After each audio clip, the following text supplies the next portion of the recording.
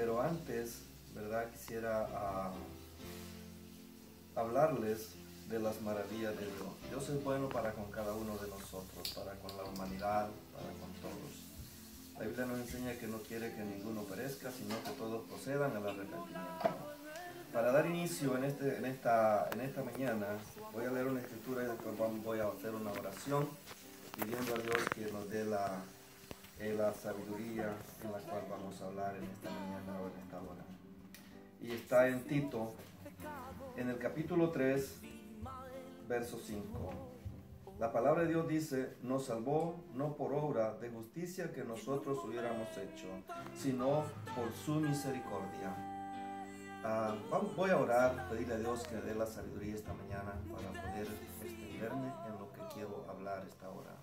Buen Dios y Padre, te doy gracias en el nombre de Jesucristo en esta hora.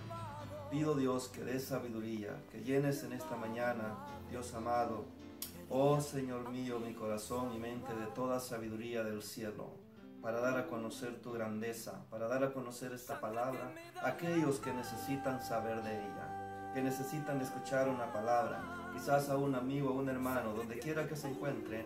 Quizás esta palabra al llegar a sus oídos les sea de bendición. Te doy gracias, Jesucristo. Te doy gracias, Padre amado, en el nombre de nuestro Señor Jesucristo. Amén.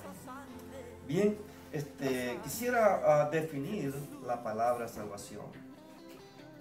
En términos humanos, cuando alguien está en diferentes situaciones difíciles, por ejemplo, breve solamente queda esta pequeña ilustración.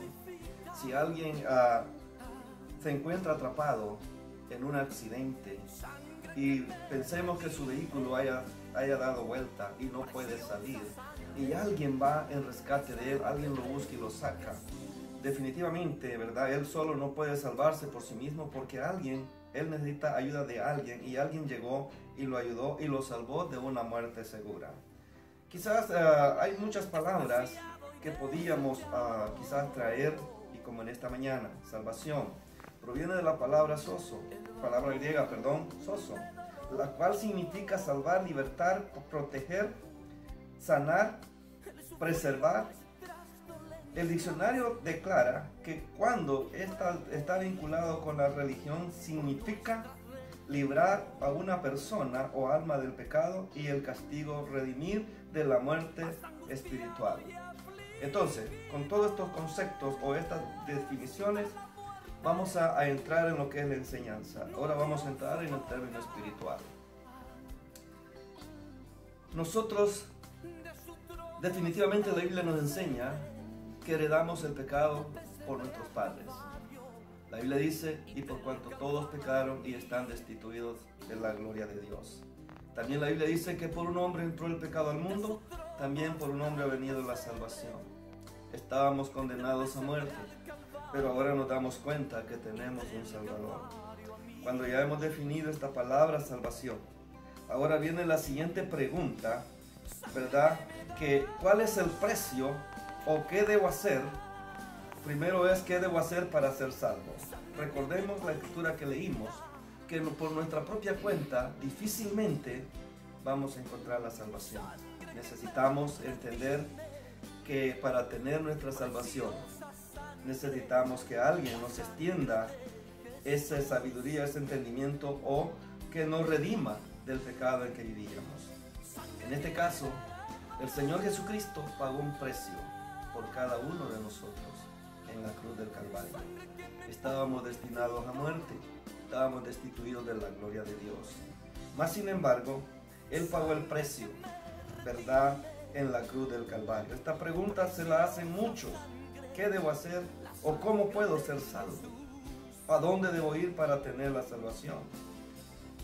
De hecho, en el capítulo 3 de Juan, nos encontramos con un hombre haciendo una pregunta al Señor Jesucristo, haciéndole esa pregunta y esa interrogante, ¿verdad? ¿Qué debo hacer para ser salvo?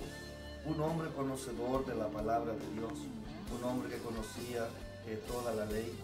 De hecho, no era cualquier persona, era un hombre que había sido instruido por uno de los más grandes intérpretes de la ley, por Gamaliel, siendo su propio hijo, Nicodemo, el que preguntó al Señor Jesucristo: ¿qué debo hacer?